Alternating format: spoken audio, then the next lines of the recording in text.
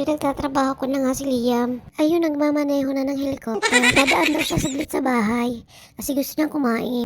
Nagpaluto nga ito ng itlog dahil yun daw ay ang kakainin. Sinundo ko nga ng payong sa helipad dahil mainit. Habang naglalakad kami ay tinanong ko nga ito kung saan sila galing. Galing daw sila sa Malacanang. Hinatid daw niya yung amo niya si Manny Villar dahil may meeting daw sila ni BBM. Hindi daw siya pwede magtagal dahil hinihintay daw siya ng kanyang amo. Kaya naman pagkatapos niya kumain ay dali-dali na itong umalis. Sabi ko nga sa kaya ngayong may trabaho ka na wag ka munang mag-asawa at lalong wag na wag ka mang-chichiks. Dahil sakit sa ulo lang yan. Sabi ko nga sa unang sahod mo ay wag mo akong kalimutan.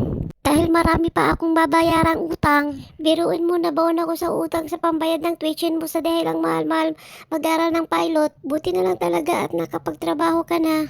Sa wakas makapag-retire na ang daddy mo. Basta anak, mag-ingat ka lang palagi pag nagdadrive ka ng helicopter ay dapat huwag mainitin ang ulo ha.